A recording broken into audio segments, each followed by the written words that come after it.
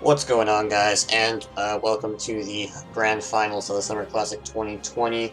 Um, it's me versus Tila here, and I'm just going to go through the games and do some analysis and some commentary on the final and see, try to just, yeah, get a feel for what went down, because it was a pretty interesting series. I think a lot of the games were pretty close and definitely unique, so let's get into it and see how it went.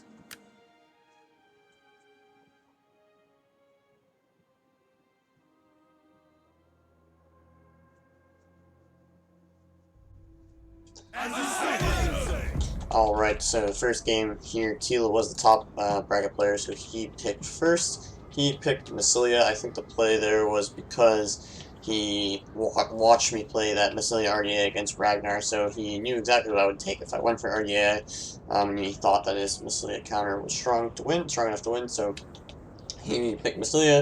And again, I didn't really want to shake it up with something different. I felt good about this matchup in general. I like this army, and even though I understood that he would have a counter prepared for it, I couldn't really think of a better army for RDA. But I also thought that taking something like Syracuse or Seleucid, which were my other ideas for this matchup, really wouldn't be good, so just decided to stick with my comfort zone. And I knew that if I went RDA, he would most likely go for Massilia to get that advantage of knowing what my army would be. So yeah, I guess we ended up in the same matchup.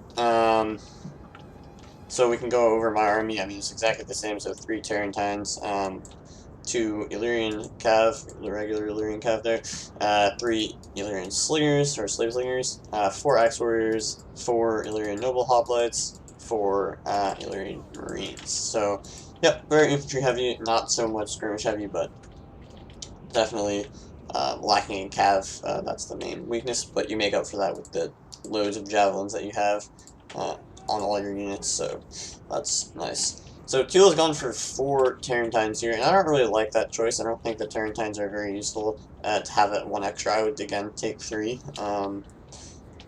He will, it will allow him to surround me pretty thoroughly, but again, like, once this melee engagement starts, it doesn't really matter if he surrounds. Like, he's obviously going to have better cav than me, and you can already see he has 2 Hephaeus Lancers and a Massilian cav for his cav force, so he's going to have the cav advantage, so he's going to be able to surround and kill my slingers. The Tarentines can help with that, and it will pin me back, but it's not really a big deal, I would say. I just turn around these Illyrian Marines to prevent him from shooting at my cav, and, whatever. From there, it's pretty fine.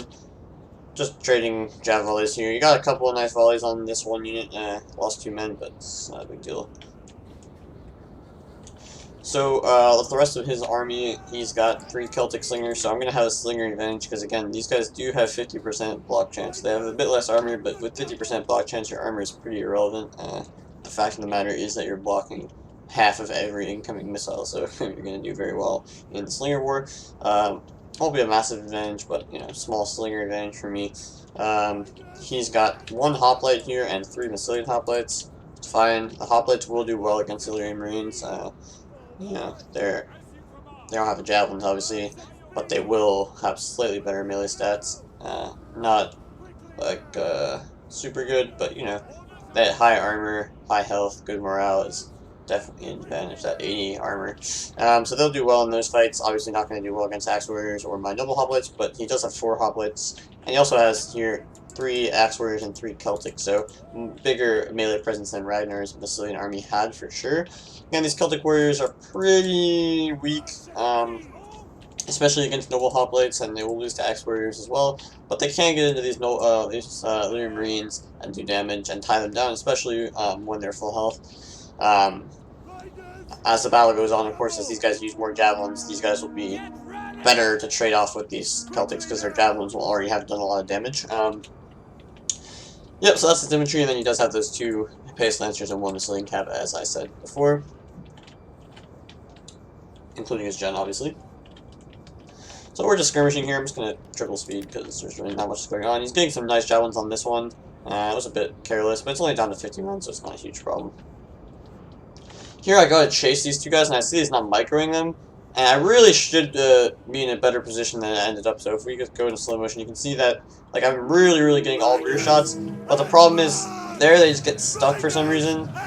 And so now they're trying to throw javelins at this unit. Well, I guess they're not. They're trying to throw at this one. But both of these guys are shooting this guy, and this guy's not throwing any, accurate javelins. Like, these are mostly missing. So this unit's getting beat up faster than these two guys are, so it's actually not good terrain for me. I sent an Illyrian cav over here to try to help, and I should have gone into melee here because Tarantine melees take forever to finish. But instead I lose kind of this unit from not really measuring it that well, and I also lose most of this unit. So really bad trade for me early on. He tried to rush forward while I sent this cav out to help, but in the end I just sent it back. Starting the Slinger War here though. It's okay, again, I'm not really too concerned. I still have all three of my Tarantines, so they can still bait out the javelins from these Tarantines. It's not a huge problem for me.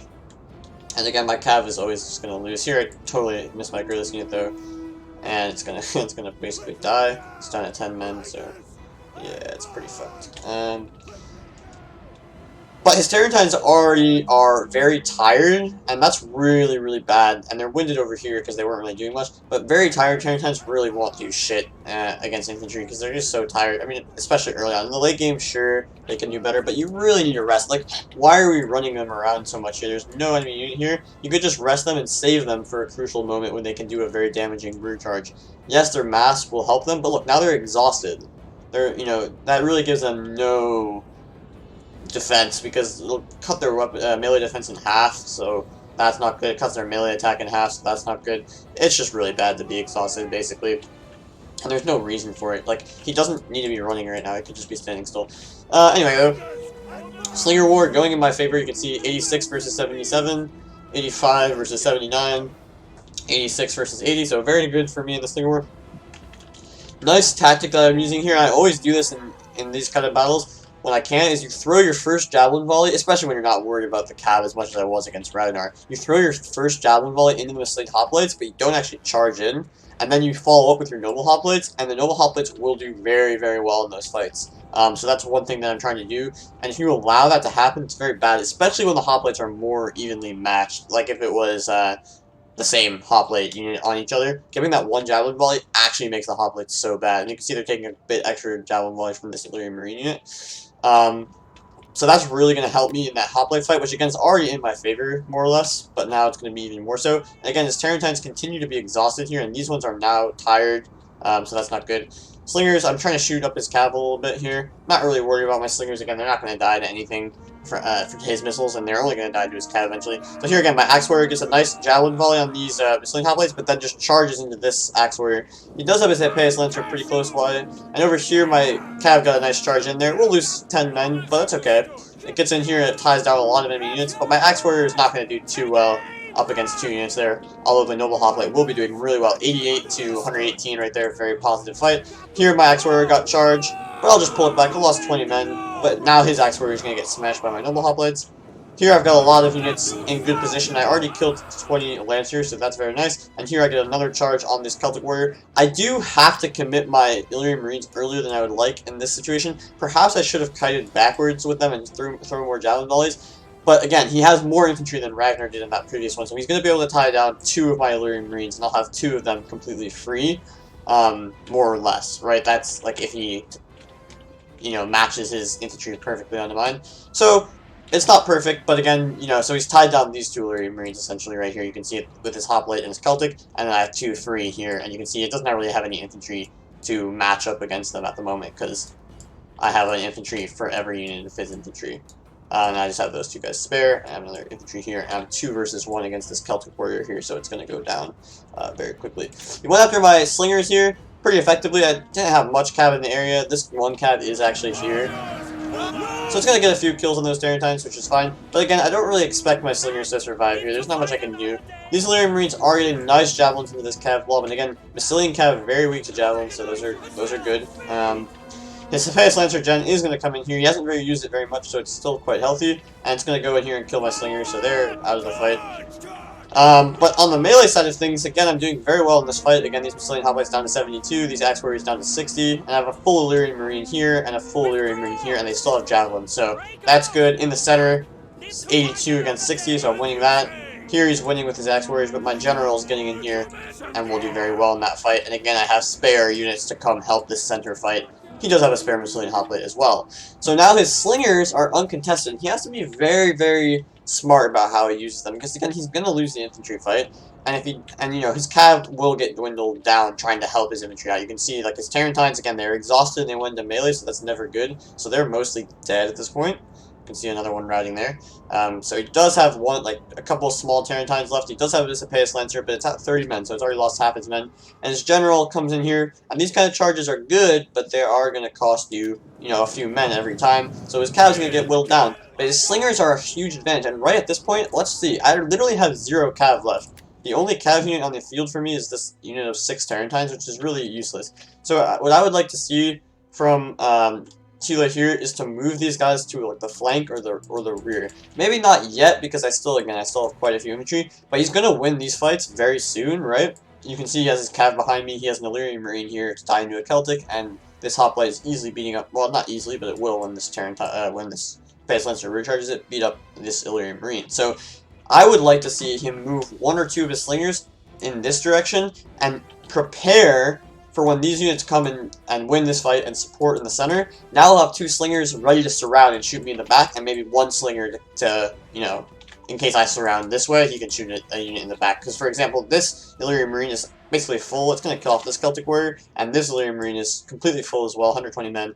So we're going to win this flank very easily and wrap around, so we can keep 1 slinger back here and shoot anything that wraps around. And meanwhile, these slingers would flank around and shoot my main body in the back. And he is shooting my general, which is a good choice, but again, it's going to take, from the front, which it is basically frontal shots on my Illyrian Noble Hoplite Gen there, it's going to take a very, very long time to kill. These guys have 115 armor, 65 health, so they're not going to go down quickly, even to concentrated slinger fire. So let's continue here. And again, there's no threat to these slingers, because all my cav is dead at this point, which is why I really should have kept my Tarentines alive better. Over here you can see these Noble Hoplites are going to win this fight. They could kill, like together these 2 units could kill this entire blob very easily. Really easily winning these fights, easily winning these fights. These javelins were a bit of a waste. You should save them for the Lancers only at this point. But anyway, these 2 Illyrian Marines are going to wrap this flank in a bit. And again, I'm losing over here, but eventually his cav can just come in and clean these fights up, no problem. My Axe Warriors, though, I have a lot of extra units in this fight at the moment. You can see he has 1, 2, 3, 4, and I have 1, 2, 3, 4, 5, 6. So I'm going to have these 2 Axe Warriors free, and they're able to go rear charge these Massilian Hoplites, and my Noble Hoplites are also behind. They want to fight over here against an Axe Warrior, and they came around. He should be maybe shooting this. I get that he wants to kill my general, but you can see, like, these are all left-sided shots, pretty much. Yeah, left-sided. So they're not going to be doing too much damage, even though my guys are in the yellow morale. They're still at 80 men. And the Axe Warriors are able to bounce between these units and just get free rear charges. And you can see that actually buffs up the morale on this guy. Well, this Axe Warrior pushes back his slingers for a brief moment. Not going to do very much. But it's gonna, you know, it's gonna get killed off by these calves. So again, that's his cav advantage coming into play. He finally cleans up this flank, very nice. And so now is where I say, wouldn't it be really nice to have 2 slingers just sitting here ready to shoot everything in the back, rather than having them all shoot me frontally? Because again, shooting Illyrian Noble Hoplites frontally is just gonna take forever to do anything.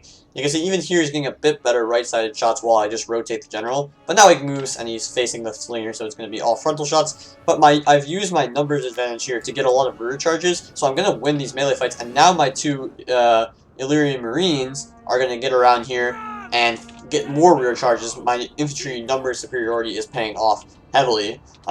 Get that rear charge in there. Nicely done. These units don't have much javelins, but they do have like 1 volley. Which I'm definitely going to save, 1 or 2 volleys, which I'm going to save for these Lancers, because they are the only thing that can really defeat me at this point, in conjunction with the Slingers. So here he's getting nice rear shots on these Noble Hoplites, so that's very good. But again, I do think he should be getting more rear shots. Like, these shots are not great into my general, mostly frontal. I just think if he had, at this point even, Tila has to think here about, like, what's the situation going to be 2 minutes from now in the battle, right? His infantry is going to lose this fight. Like, no matter what, I have 2 full Illyrian Marine, or not full at this point, these guys are half strength, but a full Illyrian Marine here. I have Noble Hoplites at 60 men, 50 men, 60 men, and 70 men, so all about half strength. And his Axe Warriors are already red morale. 60 men here, 40 Massilian Hoplites here, 40 Massilian Hoplites here, and a nice strength hoplite unit there. But those guys don't stand a chance against my infantry, especially with the rear charges that I can do because I have more numbers. I would say his best chance here would have been to not commit this hoplite ever. Just when he won these fights over here, he should have just left this hoplite and rested it and let my infantry win. Because think about what happens next. My infantry wins, but now he has 3 slingers and cav left over. And I can't just go chasing his slingers or my guys are going to get tired. I have no chance of catching these slingers. The noble hoplites are way too slow. So if he was able to just keep a few units safe and not engage them, eventually I'd have to box. Could save his ammo. Instead of using it now, save it for when I have to box. Because when I'm boxing, you're guaranteed to get only rear shots on my guys. And then you save your cav and you save like 1 or 2 infantry units to collapse the box in the late game once your ammo runs out. So I think using his ammo here is a bit premature. Maybe you can keep doing it until my general gets killed, because eventually he's going to die here. You can see he's at 48 men, so it's not going to be good. But you can see his infantry is just really eating shit right now. My axe warriors are dying slowly, but still, again, look at also the his Massilian Cav are tired. Again, these Tarentine Cav have been exhausted the entire battle. That's not good. His Lepaeus Lancers are tired, so he could be resting these units right now instead of committing them into the fight. And that would make them much more valuable, because you don't need to save. Again, if you even just saved 1 of his infantry units by running it away, or not even engaging it to begin with, you don't need to save the rest of them that are in combat. Those guys are just there to weaken my infantry, allow you to get rear shots, save your cav, rest them, so that they're fighting at their maximum capacity, not 50% of their capacity. I think that's a huge mistake that he makes. Here, though, these rear charges are doing some damage, and now my general dies, actually, right now. So let's look at... Now he might want to commit to try to route things. I mean, this guys are at 60 men. Again, nothing here is disciplined. I don't even think the noble hoplites are. No, they're not. So now my morale is getting actually really shit for a brief moment here. But the problem is that we're winning in combat in all of these fights.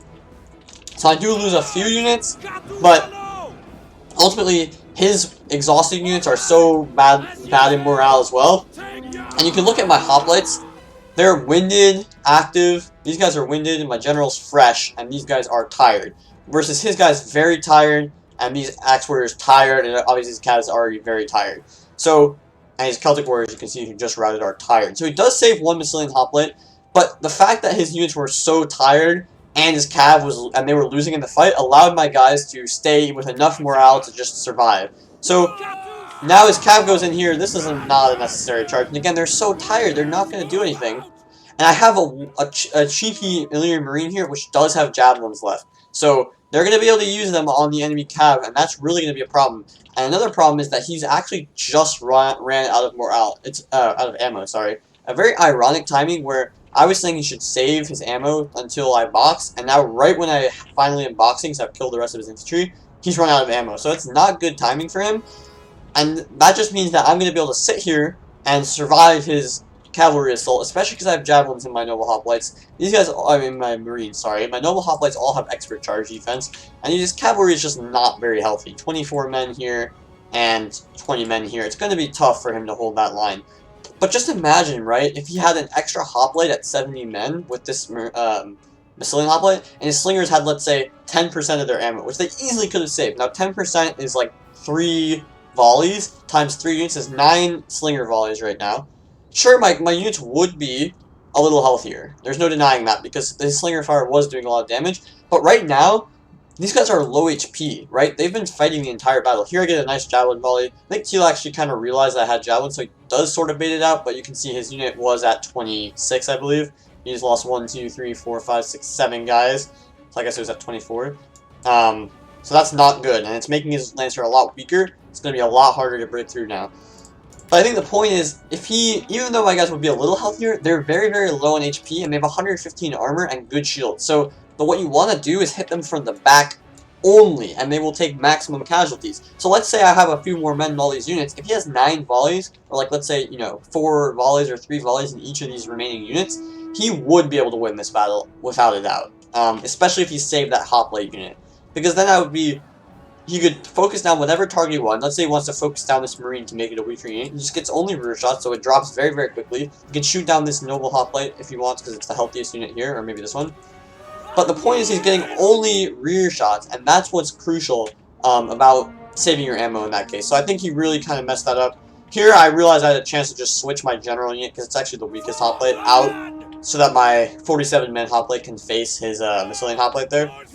I'm all fresh here or active, so that's not a problem. He's resting his units, so he's got to wait a little bit longer. We can triple speed here, but at this point there's no hope. I have a few javelins left, like 3 javelins left, even though they're all showing that they have javelins. They only have like a few left. But these slingers just can't hold up against these noble hoplites, and his cav is too weak to kill these noble hoplites, especially with these marines in support and the expert charge defense on these hoplites. And of course, they're good stats overall. So here comes the charge. See, it goes for my weakest unit, which is smart, but that expert charge defense is really just going to hurt.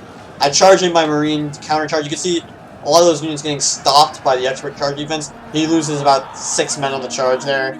This unit loses like a couple less men on the charge. I just have so many men. My general, the unit he targeted, will counter-route, but these other units are getting free charges. His lancers are losing men. His general is out of it, so it's going to be a pretty easy cleanup. So I think he just kind of messed up the endgame, and I think it's just crucial to understand the value of your slingers in the endgame and the value of keeping your infantry. There's no point in just throwing all your infantry when they're tired and you don't have, you don't have the best support, and the enemy outnumbers your infantry. Why throw them into the blob to die when you can just rest them and save them for an endgame that's inevitable? I have no choice but to box in the endgame there. So he should have just kept more of his men alive and kept a little bit of ammo on his slingers, and then just crushed the box.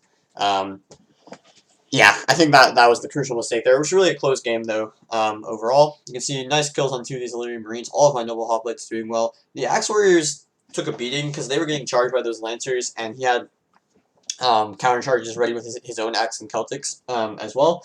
So they kind of got beat up, whereas you can see his Celtic Warriors and Axe Warriors doing better overall. His Massilian Hoplite not doing very much. The regular Hoplite did well because it killed a Illyrian Marine. But you can see 2 Illyrian Marines kind of got beat up, not too many kills, because those are the ones that got tied down by some of his infantry. Again, he has 10 infantry, and I have 12 infantry, so 2 of my Illyrian Marines are going to be free to do the damage, and these guys really did, with 170 and 146 kills. Slingers not doing too much for me. Again, even though he was shooting my infantry for practically the whole battle with his Celtic Slingers, not too many kills, because again, he's shooting the most armored units in the game, these Illyrian Noble Hoplites. My Cav, again, really shit the bed, kind of messed up with the Tarentines, but you can see, even though his Tarentines killed off my Tarentines, after that, without resting them, and using them for so much melee, they were just not effective, really, because they just suck so bad in melee when they're exhausted. They're just too slow. No stats, pretty much, when they're exhausted, so that's not good. His cavalry, his melee cavalry did very well. His Pace Lancers, nice kills. And his Massilian Cav did well again. Again, he just, they're going to get whittled down. When you have RDA with all those javelins, your Cav are going to get whittled down when you're going for charges, so it wasn't a mistake, I would say, for him to go for those recharges and stuff. And he kept his Cav healthy enough at like 25 and 20 men to break my box in the endgame, but I just think he didn't have enough other support ready for it. So, close game 1, but I do get the win there with RDA, so that's a good start for me. And we'll go into the second game now, so I get to pick first, and I went for a Nervii pick. Pretty interesting. I was pretty sure he was going to take Gedai, and I had a good army prepared, but he actually goes for Epirus, which is interesting, so I obviously stuck with Nervii. I think Nervii is a bit better, and I had experienced the Epirus Gedai game against Ragnar, which I was not really happy with Epirus' performance, so I just decided to stick with the Barbarian faction, a bit safer, and just await what Tila had planned for Epirus, so let's get into that one.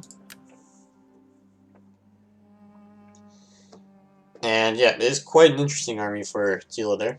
But first we can go over my army. It's exactly the army I was going to take against Gedai. In fact, I didn't change anything because I was like, yeah, it's probably going to work against Epirus too. And it's just a complete, rush army. It's got 4 Oathsworn here. Just an unstoppable melee force. Epirus is going to have a lot of problems with that. 2 Celtics in support. Just nice melee infantry, of course. They're just going to be nice when through 4 Oathsworn. They don't have to do very much. I've got 3 Levy Freemen up front, nice just to protect those Oathsworn from frontal charges, and again, Epirus can do that with the Sicilians. 4 Celtic Slingers, because why not? I mean, 4 Celtic Slingers not going to have a problem trading it out with most of the Slingers Epirus can bring, unless it's like a full kite army. Then I have back here 3 Mighty Horse, not too much Cav, which may be risky against a kite army from Epirus, but again, I tried to do a kite army in that game against Ragnar, and just the frontal bull rush was too strong. So I'd accepted that would probably work for your guys as well. Over here on the flank, I have 3 of these mercenary Germanic scout riders, very fast, good melee stats. These guys are going to be annoying. If he kites, especially, these guys would be very dangerous at just hunting down archers. So that's good.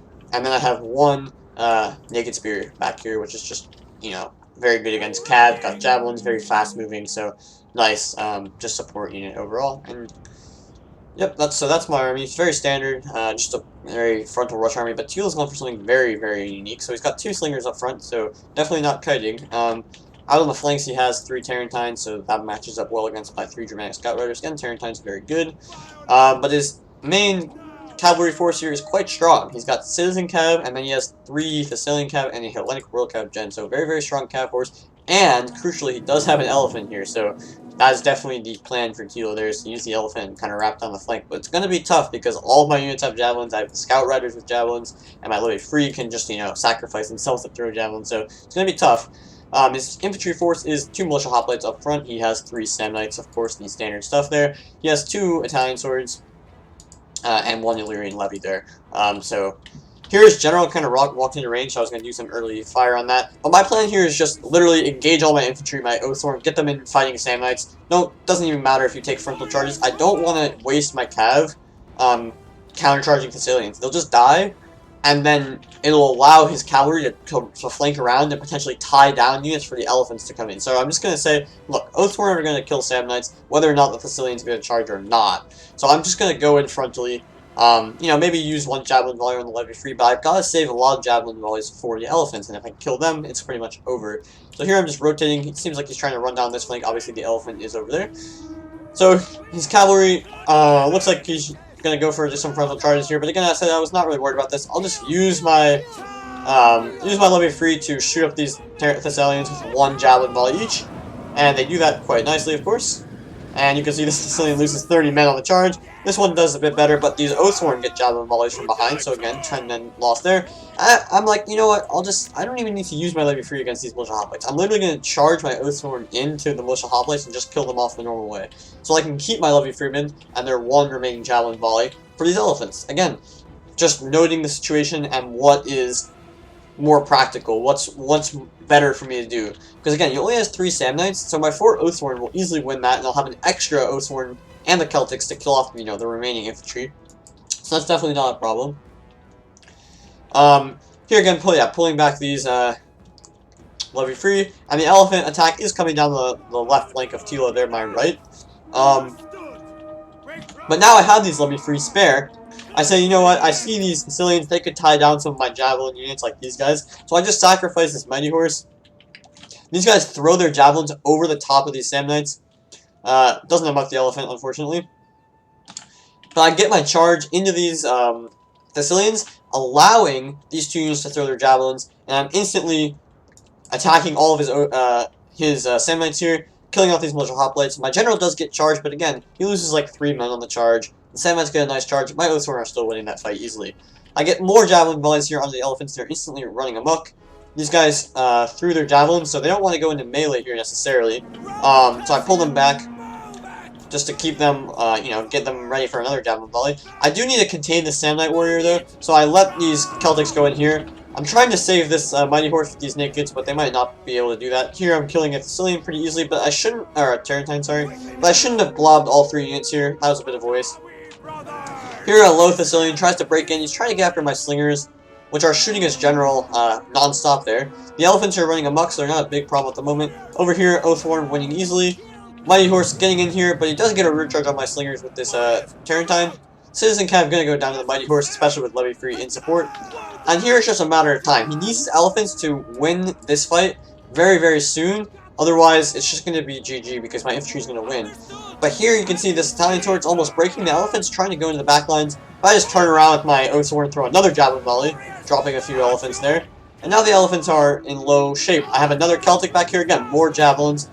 Just throw the javelins in there. Elephants, they ran amok for a second, somehow didn't stay amok, but the Celtic warriors have done their job. They threw a javelin volley in there. Polite World Cup down to 14 men. I do have Mighty Horse in here, just doing enough to kill off these shock cav in melee. My naked spears and my Celtic still have javelins left, so no problem there. They just need to reload. So here again, he's trying to escape with his elephants. Celtic warriors come in. Unfortunately, they all throw it at one elephant, which is stupid, but they do it anyway. Meanwhile, my infantry has won because his elephants weren't able to come down this line. His cavalry was destroyed in my back lines because I had so many spears back there. I keep a few Jav cav alive, which is nice. I can go after his slingers. My mighty horse is also winning here. 49 men there, 42 men there, no problem. So again, he just took too much fire trying to flank around. I had so many javelins. My Oathsworn just win easily against the Samnites and clean it up. So a quick 2-0 advantage for me. Not much to say about that one. It just held the line. Tila went for kind of a tricky tactic there, but in the end I was able to just hold the line. Just let my Oathsworn. I think the main trick that I used there is just, let those Oathsworn do their job in the front line. Don't send like 4 waves of infantry and cycle charge and stuff just to kill some Samnites. Like, Oathsworn will kill the Samnites, even if he gets Thessalians in there. He tried to go for a Thessalian charge, but my Levy Freeman just used some javelins. Didn't use all of them again, and it was crucial that I didn't keep them in the fight, those Levy Freemen, against those militia hoplites. Just let your Oathsworn deal with that whole infantry problem. Let your levy free, then cycle out and use their javelins against the elephants, which are the only thing that can kill your Oathsworn, and the Cav as well, and they did do that against the Cav, and the Slingers were shooting his gen the entire time. So, pretty much a solid defense, and not much more to say about that. Just, javelin elephants at every turn. For Tila, a couple of his Terrantines did okay, I mean, getting into my Slingers and stuff, but it wasn't really a big problem. It was kind of too little, too late. His Sicilians didn't do enough. Citizen Cav, nothing. General, nothing. Elephants 99 kills, not enough to justify anything, especially because none of those kills were on Oathsworn. Samnites, just had no chance. This Illyrian levy didn't even get into the fight. It was sort of in reserve, but again, not really a problem. Italian swords 14 and 12 kills, nothing. Militia hoplites, nothing. So very, very solid hold from me, I would say. Just looking at the kills, Oathsworn killed a lot, and Cav did their job. One Cav got sacrificed, but again, that sacrifice was crucial because it allowed me to javelin those elephants initially, and start the chain reaction there of just cycling out units and javelin the elephants. It did run the elephants amok for a long period of time there as well, which stopped him from being able to run down my line when he kind of disorganized me by getting those cav into the back line.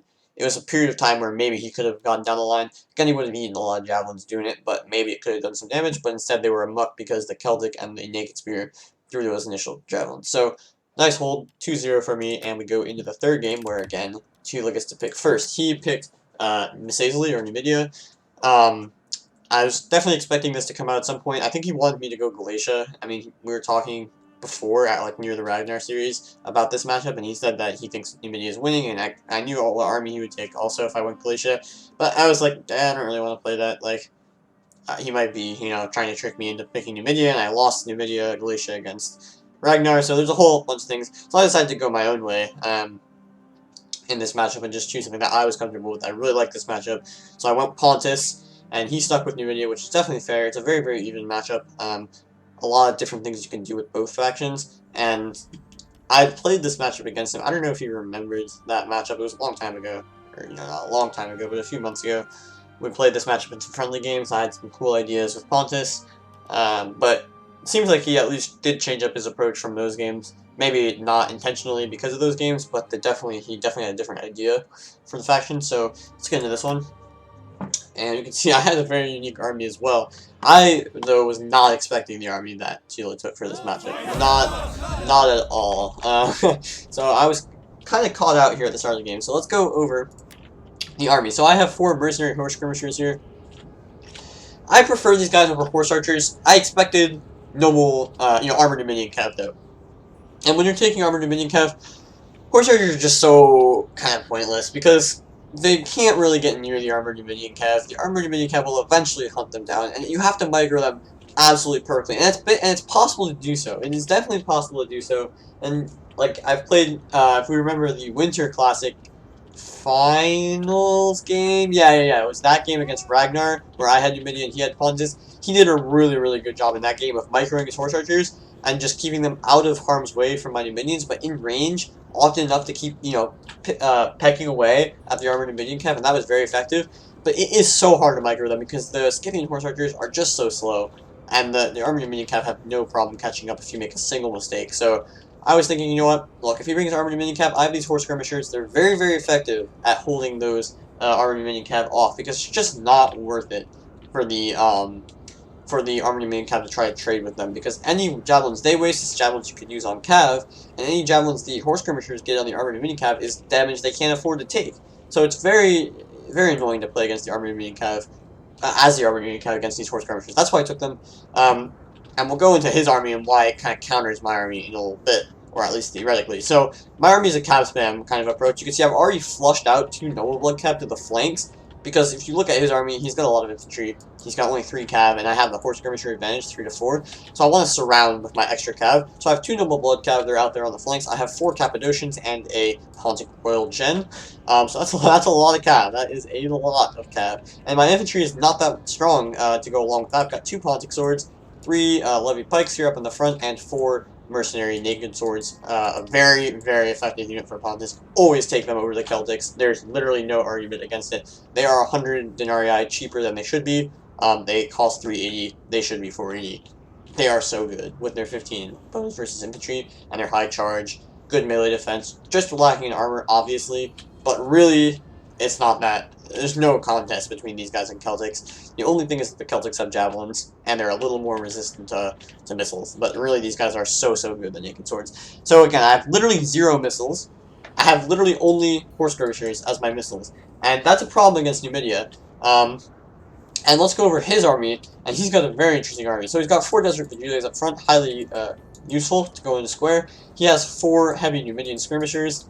He has 6 infantry, and he has actually 4 desert cohort, and I don't agree with that part. I'll be honest, this is not the play, is not to go with 4 desert cohort. If you're gonna bring 6 infantry, that's fine, but bring 4 desert legionaries and bring 2 desert cohort, because you're gonna save yourself the money there, and against Pontus, you do not need 4 desert cohort. It is not necessary at all. So that's my 2 cents on that. I don't think, I'm not sure why you would do that in this matchup, but it's going to make your infantry very powerful, but you could spend the extra money on upgrading, like, upgrading these Gaetuli horse skirmishers, or bringing a better spear, or something. Something, but not this, because they cost about, let's see, 720 to 960. They cost 240 more, if my math is correct. So 240 times 4 is 960. So you could literally upgrade almost 2 of these guys to armored Numidian cav. And that would make a huge difference. So, yeah, very sus, to say the least. So, anyway, well, maybe not, right? Because you'd get 2 less. Okay, you wouldn't be able to do that. But you would be able to spend the money on something better for your army. So anyway, that's his army, and he also has started 3 armored Dominion riders. Again, I don't like these units either. I think they're way too fragile, especially for the gen. So, and against my heavy cavalry, they're not going to do very well. But they can if they can cycle. So at this point in the battle, I saw his army, I was like, oh shit. Like, I have a bunch of cavalry, and he has 4 peltists, 4 cheap spears, and 6 infantry and 3 cav, along with these Gaetuli horse skirmishers who are very deadly against cavalry, just like any Numidian cav. So I was like, oh, okay, this is not good. I have no idea. This is not the army I expected. I really expected, like, armored Numidian cav, like, some infantry, less cavalry, not 4 peltists, but this was a very big surprise. So at this point, I'm kind of, like, running away. I'm like, what the fuck am I going to do to kill these infantry? Because my infantry has no chance, really. So it's going to be up to my cav to create enough chaos and get enough rear charges on these infantry to make things happen. And it'll be up to my pikes to perform very valiantly. And my gen, I was like, okay, my gen is definitely crucial here because it's the only thing that can kill infantry quickly. So I'll have to keep him alive. And again, it's going to be tough because he has these 4 peltists who are just notoriously difficult to kill. They have that high armor. They have the 41 missile damage. They're going to be very tough to kill. And even if I somehow get my cav into these peltists to stop them from shooting, let's say, my nakeds or my other cav, then I'm still going to have to deal with all these other anti-cav units, like his shock cav and these Gaetuli horse skirmishers, somehow. So, let's get into the fight. My plan, we can go over my plan quickly, I guess, was basically, I want to eliminate these Desert Vigiles. And that sounds kind of weird, but these guys are perfect for supporting cav fights in later parts of the game. And if they're doing that, that means I can't get to these peltists, because if he has squares of Vigiles, or just, normal Vigiles behind his lines, protecting his peltists, or supporting any cav fights, they're going to kill loads of my cav, and they have that 15 or 20 bows versus large. They have spears, so they're good against cav. And if they're helping his shot cav in fights, that means his peltasts are getting more shots. So I was like, you know what, I'm going to eliminate a couple of these Desert Vigiles so he doesn't have the support, and that will allow my cav superiority to come into play a little bit easier. And I have these 2 Noble Blood Cav primed to surround, so that could be crucial. And the second phase of my plan was I sent my pikes to this flank. I'm going to hold the line here with these 3 pikes and try to crush this flank and the center. So the pikes are going to hold over here, create a wall, and I'm going to go through this flank, try to get my cav superiority up through here, kill off, you know, these wide infantry units, kill off a few of these peltasts, see if I can't use my horse skirmishers to get after some of his cav, and hope that my pikes can hold on. So let's get into it. Here I'm I'm going to have to eat a lot of fire. These Cappadocians are well armored though, and you can see these Naked Swords are doing a very good job of killing off these Vigiles very quickly. Here, again, charging into his Armored Dominion Riders, and I'm eating a lot of early fire, but it is going to allow me here, these Cappadocians do a nice job, allow me to get 2 Naked Sword charges into his Desert Cohort, which is very nice. Here, another Cappadocian here trying to chase down his Dominion Riders, he does get out of that. Here, though, he does a nice job of getting a second charge on these Naked Swords. These guys are out of the fight. Naked Swords cannot take any type of fire. But my pikes are coming over here to make the wall. You can see here the wall is being formed. And here I'm getting a nice engagement. You can see over here, my Noble Blood Cav springing into action. And this unit, again, this is part of the plan. You can see my wall is forming over here. And here's where I'm activating my cav. You can see I have 1, 2, 3, 4, 5 cav in this area. And only 2 cav over here, plus some horse skirmishers. So this Desert Legionnaire here is very isolated. And it's going to go down very quickly to a rear charge from these Noble Blood Cav, a charge from these Naked Swords, and these Pontic Swords. And over here, my Naked Swords are going to hold on. And then one thing Tila's not done a good job of is he's blobbed up way too much here. 3 Desert Cohort in 1 engagement means that over here, he's not busting through as fast as he could. If he had more units here, he could kill these pikes, he could start flanking around. Also, he has this Desert Legionnaire flanking here. It's way too wide. I don't know what the end goal of this unit is. It comes behind, and then my pikes rotate and form another wall. This unit's already winded from running down the field here a little bit when I started to run away. So by the time it gets into any sort of position where it can affect the battle, it's going to be tired, and it's not going to be able to do very much in the battle because I have 2 pikes here just screening it off. Pontic Swords here doing well, killing off these Vigiles. I have a few extra Naked Swords just trying to do anything they can. Again, my cav gets into a peltast already because he has no infantry support. Where he has no infantry support, I'm going to be very, very aggressive in those areas because I have so much cav that without infantry support, anything he has in that area is going to die. So these horse skirmishers to my overwhelming cav superiority. And again, here you can see this isolated Desert Legionnaire is just going to get rear charged to oblivion by these cav. Killing off this peltast, he does try to cycle out a Desert Cohort, but my general is able to go for a free charge here. And the more free charges I can get, the better for my gen, but I do need to keep him safe and out of the fight from his peltast. You can see they're immediately focusing my gen there, so I just run away. This Noble Blood Cav came from the flank and killed off one of his Shock Cav, and you can see his Shock Cav, very fragile units, already down to 16 here. His gen's at 50 men, which is decent, and the other unit is off the field, so that's really not good, because these Shock Cav, he needs them to tie down my Cav. If he doesn't have those Shock Cav alive, I can just cycle indefinitely, and there's nothing you can do to stop me. You can see over here, I'm actually, even though this is a place I expected to lose, his blobbing has allowed me to actually take both flanks now. So now I'm winning on both flanks. These are only pikes, again, I was expecting to screen this area and not really chase. So they're going to be kind of slow in chasing units down. And he does have a Desert Cohort here, which is going to win against my Naked Swords. But now you can see my victorious units from this flank, a Naked Sword here, are collapsing into the center. This Desert Legionnaire has no chance here. Pontic Swords already destroying it. Rear charges can come in at any moment from these cav units. My general as well, safe here at 59 men, hasn't taken any fire, and now he's just in full retreat. He has 1 unit of cavalry left, and it's being chased away here by these horse skirmishers. I have still about 3 or 4 cav that are healthy. My gen, this unit here is at 56. I have a unit here that's kind of low at 12, and this unit at 25. So 3 units that are healthy. And yeah, this 56 unit is going to chase away his gen. Now he has no cav in the fight because generals just can't get around my Cappadocian here. So now my horse skirmishers can come and just tie down his peltasts. My pikes are coming to support. Again, here's that flanking unit, tired. My pikes just say, okay, you're flanking, but I just turn and face you and you can never engage me because I have pikes. So he has to run away, and now he gets more tired, tries to flank around, but the pikes just move and reform.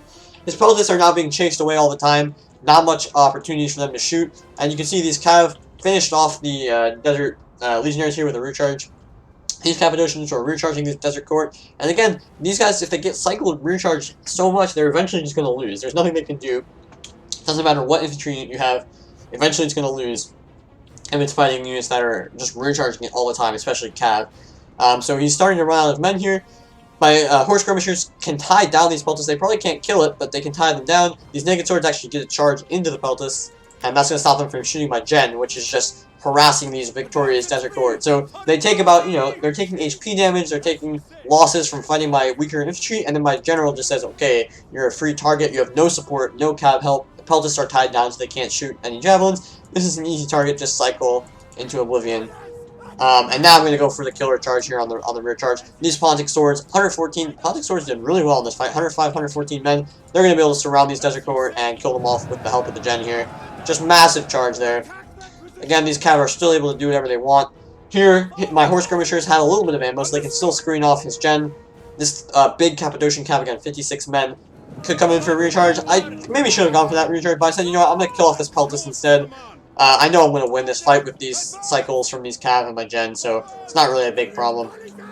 You can see his desert court just not able to withstand the constant recharges. My cavalry, again, just screening off his gen, not allowing him to get into the fight, even though at this point it's pretty much over. Again, this Desert Legionary, very tired, 23 kills, tried to flank around, just got screened off by the pikes. Finally gets through, but now there's just another pike there, just kind of funny there. Cappadocian's 54 men will easily win against this Armored Dominion cav at 30. His guy Tila horse skirmisher is going to go down here. His other cohorts are routing to these massive recharges. Again, 133 kills from the Pontic Royal Cav, all on his infantry, all on Desert Cohort. Very, very valuable kills. Finally, he has to engage his general in a very bad fight against the Cappadocians. They're not going to do very well there. The Cappadocians are superior. His infantry is routing. These Peltas don't have much to say. My infantry is the only ones left standing now because the general and the Cav have just done such a good job. And so I'll take the third game now as well. And that's a very commanding lead. But the kills here will tell a big story, I think. 147 kills on my gen. Again, I said I'm going to keep the general safe, keep him back, and let him do those late game recharges when there's less javelins on the field and the enemy units are lower HP, and there's no cab to tie him down in melee. Very, very good job from this unit. 147 kills, 2 chevrons, very few losses. Perfect job from the gen there. Again, my actual cab, melee cab, not getting massive amount of kills, but again, his entire army was a counter to these calves. So for them to do, a little bit, and every unit, some units were sacrificed for the cause, basically. They had to go in first when you still had full desert cohorts with javelins, and all his Numidian Peltas could just throw javelins at them. So okay, a couple of units didn't do too well, but look, 142 kills on this very healthy Cappadocian cab is very good. 67, 39, 42. These kills are massive against the Desert Cohort, because if you kill, if you combine the kills here, they're pretty much all on Peltas and Desert Cohort. Those are really, really helpful kills. They're basically killing 2 units of Desert Cohort, besides my gen, which finished off a lot of weakened units. And that's what's allowing these Naked Swords to do very well, and especially the Pontic Swords. We saw it on the far right flank, where I was able to catch that isolated Desert Legionnaire and just toss it. Didn't do anything, got completely destroyed. And my Pontic Swords in both cases, 196, 185 kills. Looking at his Desert Cohort, nothing has close to that amount of kills. 155 kills on this Naked Sword, 128 kills on this Naked Sword. Brilliant amount of kills. You can see these Naked Swords, when they were winning their initial fights and getting second and third charges, then they really started to rack up kills. This unit got hit by a shock cab, so it just died. I mean, that's bound to happen in a few places. And then this unit didn't do so well. But that's kind of the point, right? It's like these Naked Swords aren't as good as these Desert Cohort. But when you have these calves doing that rear charge, that constant HP and morale damage is so devastating, and it really allows your infantry to perform well. Pikes did excellently. One pike not so much, but the other two, brilliant job holding that left flank so my right could really win. And I think that's one of the flaws of this wide formation that Tila uses. I think in general it's very strong, but when you don't have the cavalry advantage, you can't afford to be that wide. And you saw it when I picked off that right flank so easily, because he has no support over there. He can't rotate his army to support any area quickly, because he has such a wide formation. So now, looking at the horse skirmishers also did really good, and not a huge amount of kills, but just doing their jobs, screening off the enemy cab, doing a little bit of javelining into these weak armored minion riders. So that's very useful. And then tying down pelters, just stopping them from firing is always nice. So now looking at his cav, you can see not much. Decent on 2 of his cav, his gen did good. And these are valuable kills, mostly against naked swords and Cavs, so that's decent, but they just don't have the longevity to survive against Cappadocians and Dual Blood Cav. If you think about it, none of my units, except for my Cav, were fighting his Cav, and meanwhile he had Peltis, infantry throwing javelins, and he's got 2 horse skirmishers to help out his Cav, and his Cav still did way worse than my Cav. Obviously I had way more, but that just shows you, these guys aren't meant for a long, drawn-out cat fight, and these guys, even though they're being shot up so much, still managed to kill off his armored invading riders easily.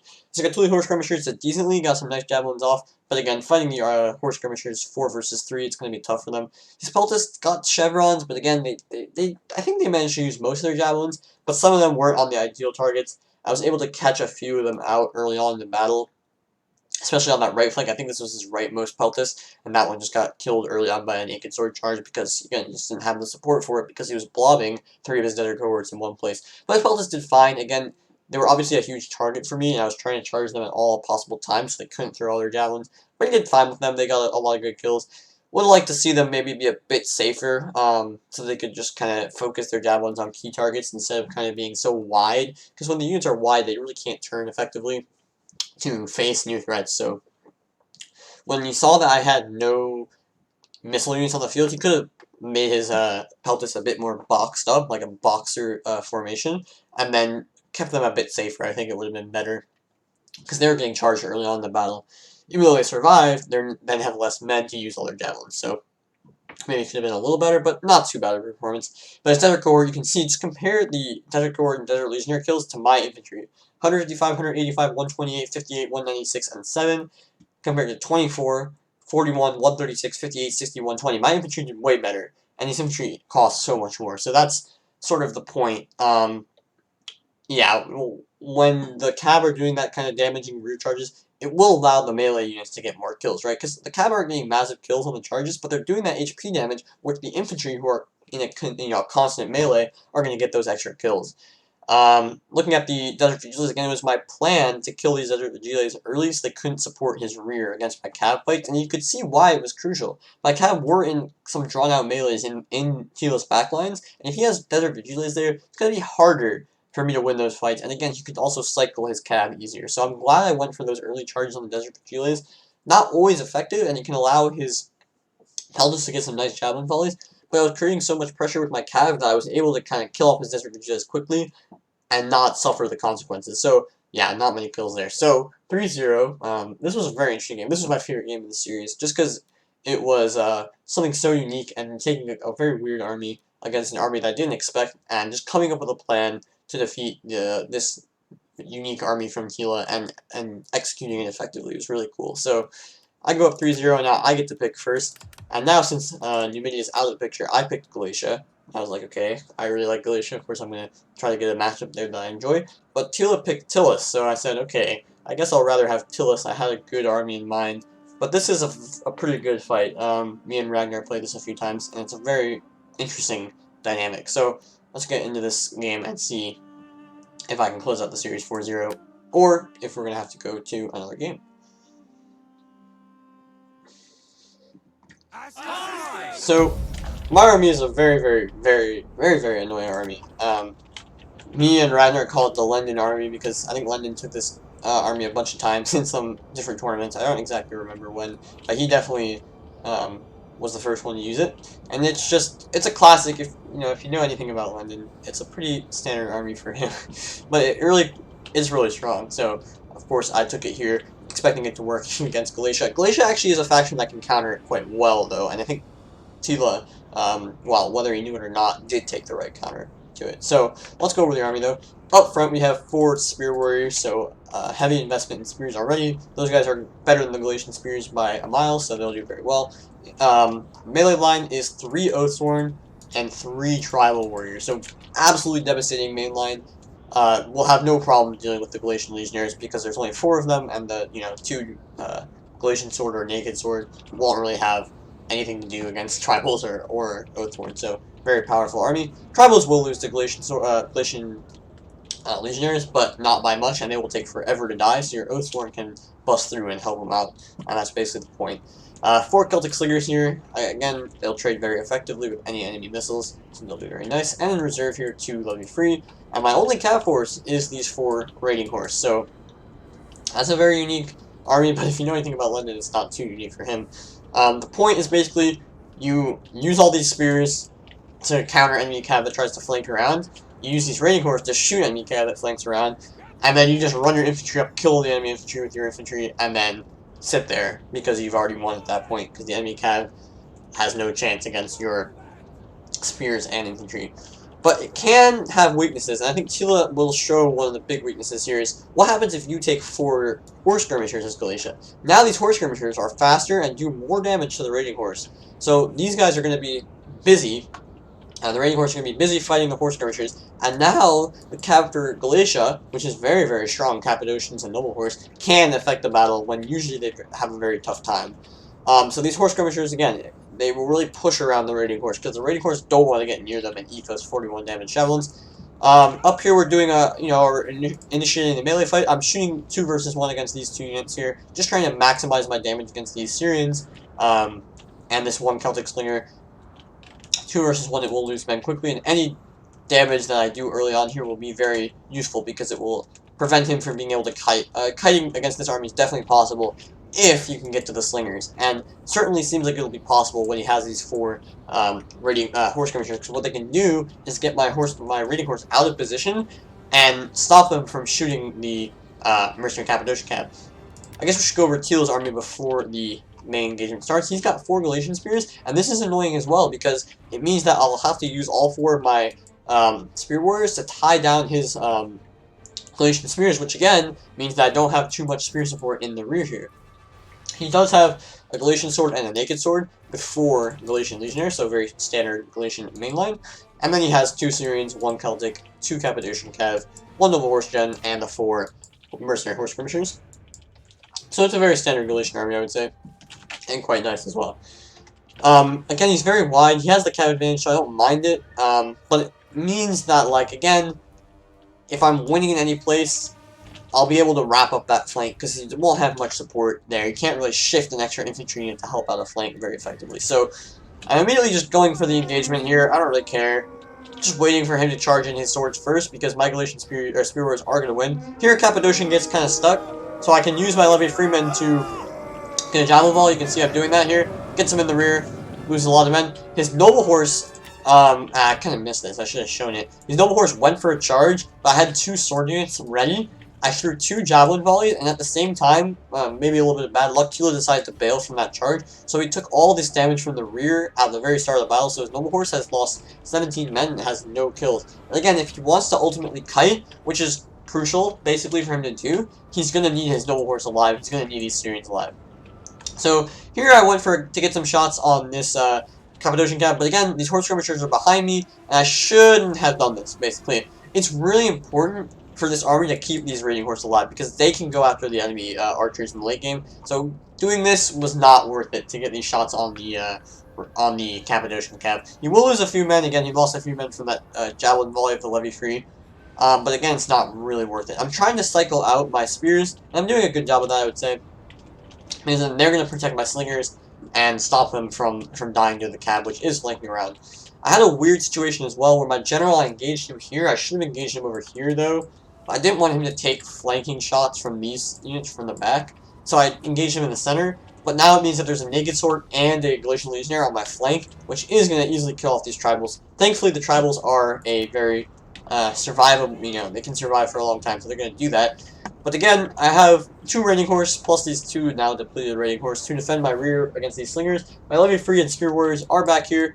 They do have javelins as well. And here I kind of make another mistake with these raiding horse. But you can see the pressure being put on them by these horse skirmishers. They get near, they throw those deadly javelins. It's doing a lot of damage to me. And these Cappadocians are in hot pursuit here. Gonna get into my Levy Free. I do get a javelin though, and slow them down. But again, these horse skirmishers just ensnaring my raiding horse, not letting them escape, and getting massive damage with their javelins on that. So that's really not good. And here Tila is moving his archers to this flank. He obviously wants to kill my gen. That's definitely a good idea. Here you can see I have a massive spear blob here, which is going to do really good damage to these Cappadocians, and that is their goal. These Galatian swords are routing off the field, Galatian spears routing off the field, so very nice stuff there. Now he's focusing my gen, and he's going to go down here. He got charged by a naked sword. That's not good. Down to 90 men already, and he has spears in my rear, and this tribal warrior will lose to the Galatian legionnaires, no problem. One Cappadocian Cav, though, is going to go down to the massive spear blob that already exists. Over here, you can see my infantry is already winning. No surprise there, really. So my infantry is already winning, getting now a rear charge. Again, Oathsworn wins, rear charges the Galatians that are fighting tribal warriors. You can see it was 88 to 80 on in this fight, so pretty close between the tribals and the Galatian legionnaires. You can see they're doing well here as well. And the Oathsworn will finish those fights off. Now I'm trying to help out my general and keep him alive, but ultimately I decide to just kill off these spears in my rears. I realize I'm losing this flank pretty easily because my gen's gonna die, and then these Galatian legionnaires are killing this tribal off pretty effectively. So I'm content to just keep my spears alive, win this melee fight. Here his Syrians shoot at my cav, and they really shouldn't. They really need to save their ammo, and this is kind of the same thing as the first game, where now it's a kite situation. And again, if he is able to get into a kite situation, what you want to do is save a few infantry, and then just save your ammo, because ultimately what's going to happen is I'm going to have to box, right? I don't have enough calves to chase these archers down. There's no way I can do that. So at some point, I'm going to have to form a box, and then you get those rear shots on the low HP units and just murder them. You save a little bit of infantry. So for example, here, this Galatian Legionnaire is going to win. It could be absolutely crucial to save that unit for the late game for the kite. And he has some cav here, 40 men and a small Cappadocian to use in the kite as well. So let's see, my gen actually does a good job of surviving. He's down to 11 men, so he's gonna die here any second now. I'm going after his archers here, just trying to keep them out of my hair for now, because right now I have my rears exposed, so any shots there would be absolutely devastating. My general does just die right now, but it's not a big deal because my men are not in any sort of danger. So you can see even my levy free are totally in the green for morale.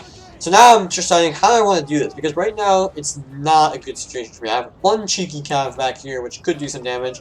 I have a lot of spears, which are good because he'll have to waste his ammo on them, potentially. But he does have two archers and a slinger with most of their men, and probably a decent amount of ammo. And you can see he's shooting my spears first. I'm not sure why he would do that. And he also has this Galatian Legionnaire and spear alive, and if these guys can survive to late game, they'll be very annoying. Here I waste some javelins. My other three units though do have javelins on them, so that will be crucial to whittle away at that noble horse. You can see though, with my general having died and these guys being undisciplined, they're routing with 40 men, so maybe that's why he's shooting these guys. I would still like him to surround. Like, he's shooting frontally here, and that just seems like a waste to me. Waste a few more javelins there, by the way. But yeah, it seems a bit of a waste to shoot frontally into these spear warriors. They are dying fast, but you do need to kill these Oathsworn at some point. He had more ammo in his stupid horse skirmishers, so they shot at me. And here I go, okay, there's one trick that I can use here to maybe get a little bit better of a situation. Here, again, exhausted units trying to fight Levy Freeman. These guys are horse skirmishers. They suck in melee, so they're not going to kill Levy Freeman. And if they're exhausted, they're definitely not going to kill Levy Freeman. So here, I just take my cav and I YOLO it in here. I know my cav's not going to actually do anything, but what it's doing is just wasting his ammo and forcing him to stand and fight. And what that allows me to do is get into his spear warrior here, so killing that off. His general comes in, but again, I'm throwing massive javelins here, and that does a lot of damage to his general. It's at about 40, now it's about 35. So again, whittling away, and crucially, it's just causing him to make micro mistakes. And here's the main one. His Galatian Legionnaire should not have been anywhere close. It should be over there resting, or waiting for a second win. Instead, it was way too close to his lines. He got a little panicked when that cav unit ran at his archers, and my infantry was running forward. And now his Galatian Legionnaire gets caught in the rear. 30 men, he tries to save it with the second wind battle rhythm. It's not going to be enough. Galatian Legionnaire off the field, and suddenly my chances are looking very, very good if I can just wait out his ammo. I think the proper play at this point was just to box in the forest here. But I was trying, and I was thinking, well, maybe, I just caught a Legionnaire, I caught a spear. Maybe I can catch a few of these archers if he's not careful. And again, I have javelins on these on these infantry units, so if he tries to slow me down with his gen, I can get some more javelins off, maybe kill a gen, at least deplete this unit, which is the main threat to my infantry at this point. But I do need to be careful, because I'm already tired here. If I get exhausted, there is a chance that I could mass route, right? Tribal warrior morale, absolute shit. Spears morale for the barbs, very, very bad. But again, he keeps giving me a lot of free kills on these horse skirmishers, and these guys should just be resting. They should be sitting here resting. When they're fresh, they can do some damage to my spears. But when they're exhausted, and they're very light, they're not doing anything to these spears. Finally shooting at my main infantry units. Again, shooting at the tribal warriors, not the best decision still. I guess still should be shooting at the Oathsworn first. But also, you've gotta be surrounding. Right here, he has a slinger that's very far behind, so that unit can surround, but it's not in any position to do so. He's really taking only frontal and left-sided shots on those tribals. At this point in the battle, every volley counts, and you need to be using only rear shots. It's the only way to win these kind of situations.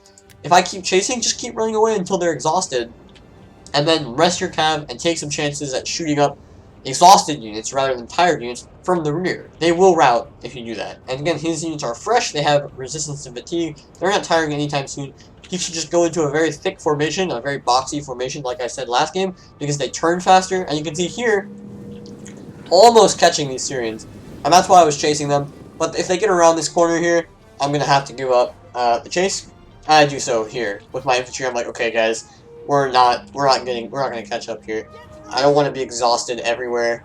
Very tired, so I'm time to rest, box up, and see if we can just hold on here. But again, at this point, now he knows I'm not chasing. He should make a box of his Syrian archer, put it over here, put another Syrian archer over here, and put a slinger right here, or right here, and just only get rear shots, and maybe I'll take enough casualties to lose. Still going to be close, though, because, again, he doesn't have much units to actually kill these infantry later on. So let's triple through this. He's going to start just shooting up. I'm trying to, face front here. He's shooting up these spears. Again, I don't know why he's shooting a 10-man spear unit. Just shoot the fuck out of my Oathsworn from the flank and from the back. And again, I'm facing front here because I don't have any chance at getting rear shot. These guys are out of range of my... Maybe they could shoot this unit, but I could turn it around. Again, so he's shooting up my spear warriors, which, yeah, they're going to die. But I'm not even reacting to his cav. He finally routes it, but it took about 5 volleys from this Celtic Slinger, so I'm not really worried. He goes for an engagement on my levy free, but again, I get a free javelin while I kill 2 noble horse. Not great, but, slowly now his cav gets under 30 men. If he can get to under 20, it's not going to be very effective at killing anything. Over here, again, he's going after my units, but again, his units are just as tired as mine. This Cappadocian's exhausted, very tired. His general's fresh. But if he goes after my units when they're active and his units are exhausted, you are not going to win those fights. You can see these guys are very, very, fatigue-wise, they're very good. They're fresh and active, whereas he's been running around needlessly. Why is this unit moving? It should be halted. Here he's going for this charge, but it's a complete waste. He goes in for this charge. My Oathsworn did a counter-charge here. He tries to run away. That's fine. But here, his general actually dies. It was that guy right there. His general dies, and now I'm like, oh shit, will they actually mass route? Because, you can see, these guys wavering here. These, Cappadocians wavering, so I was like, oh, maybe I can get a mass route. These horse skirmishers actually did route. So I was like, okay, is there anything I can do? So my plan is to move my infantry all the way over here, and see if I can get, a numbers disadvantage, morale penalty, to route this Cappadocian. But, unfortunately, it doesn't really work. He has ammo left, so I'm like, okay, I gotta call this off. At this point, I should have just stayed here and boxed, but I said, you know what, I want to make it to this forest, because it will reduce his charge, speed, so it'll be easier for my guys to hold on, so I'm just making a run. All my guys are active or fresh, so they're not tired or anything. They can make it here pretty easily. The only thing is we're going to take a few rear shots, and Tila didn't really show me that he could actually rear shot me normally, so I kind of gave him a chance, so that wasn't really good. But whenever he shoots me, I'm just going to turn around these units and try to face the shots. Or otherwise just juke them. As you can see here, yeah, they were close, and then I just turn around. Here, I sort of juke some shots there. You can see now many of them landing. Chasing that slinger out of the way. And you can see here, his arrows actually all missing my unit because I juked them out. So, I'm doing my best to get to the forest safely. We'll just keep watching this in triple speed. And again, he's just running so fucking much with his cav. These guys are active, so it's not bad. But he was doing that before when they were exhausted, and it's just such a waste. Like, he could have had a healthier Cappadocian. He could have healthier horse skirmishers. to fight this endgame. And it's still going to be close, but of course, as soon as I actually make a tight box, he's actually out of ammo. So now he has no chance to shoot me in the back. And again, he shouldn't, you know, if you had a little bit of ammo now, he could shoot me all in the back. Shots would be devastating, etc., etc. We've heard this exact thing before. So now it's time for me to just box. I go into shield screen because I was like, oh, it gives me like bracing bonus. So I was like, okay, that's cool. I'll do that. It gives me a little extra armor. So, you know, it'll brace me against these cavalry charges. But then I keep one Oath Sword out of shield screen in the back here in a very thick formation, so it can chase after the cav when it charges in. He goes after this tribal here. It's at 30 men, so it could rout.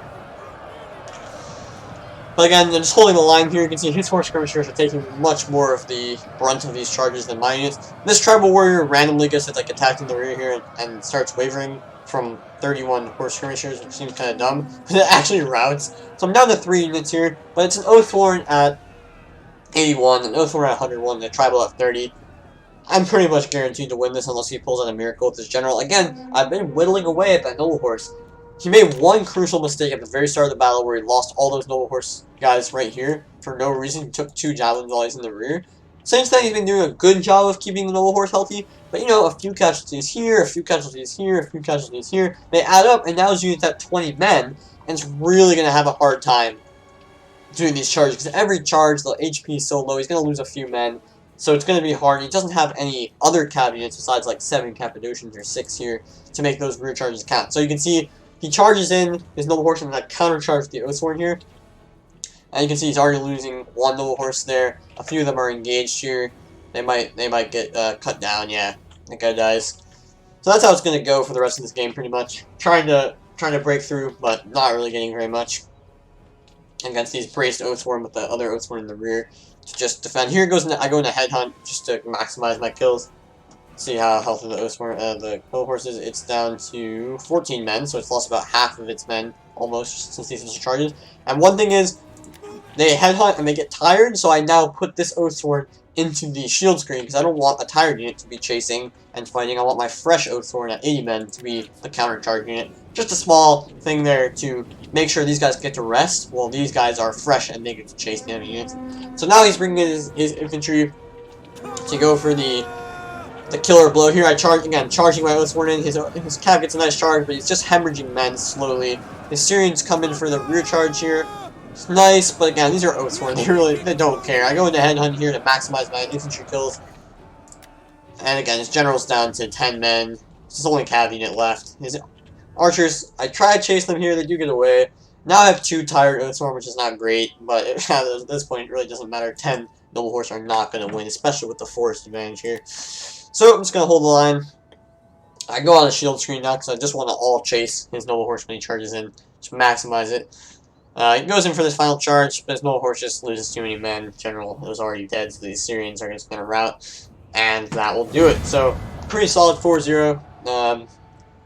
All the games were quite close, though, and I think Tila really just mismanaged his archers and slingers in 2 games. This game and the first game, and that cost him 2 games that he maybe should have won. Looking at the kills here, Oathsworn did very well, except for the gen kind of got sniped. Tribals did fine, slingers didn't do anything, spears did really well.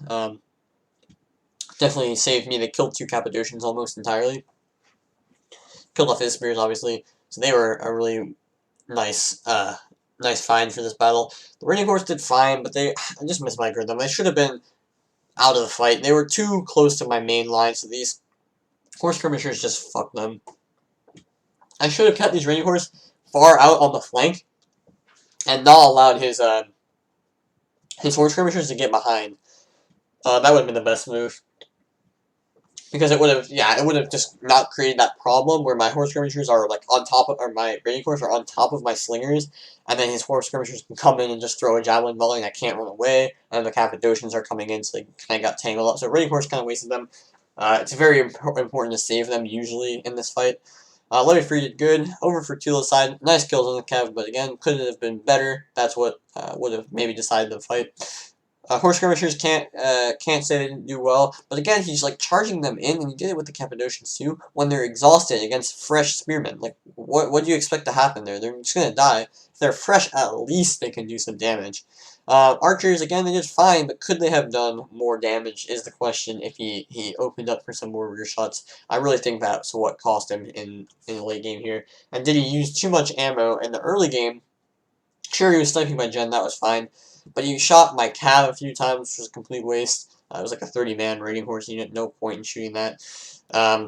Relation Legionaries, well, you can't expect them to do very much. They tried their best. One unit did well. The rest kind of got beat up. Naked Sword did good. Actually, Naked Sword got like, a few good charges, so that was nice. Escalation Sword just got screwed over by an oath. Spears did fine, but overall, yeah, I think he just missed micro those archers in terms of not getting rear shots. So, that's the series. It was really fun to play, and finally, the tournament is over, and I'm the winner, so yay, good for me. But really well played, to Tila. I think he played well. I think he just missed a few winning moves in the end of a few games, but it happens, so yep. Thanks for watching, everyone. Hope you enjoyed the tournament. It was a really good tournament, overall, I would say. The format, will probably not be using that one again, because it just took so fucking long for every round. But okay, you know, we learned that it was not really the most efficient format, but the playoffs were good. Quite a few very close series and good series, so that was fun. And, you know, we'll see you guys in the next tournament, whatever that one might be. So thanks for watching, and peace out. See ya.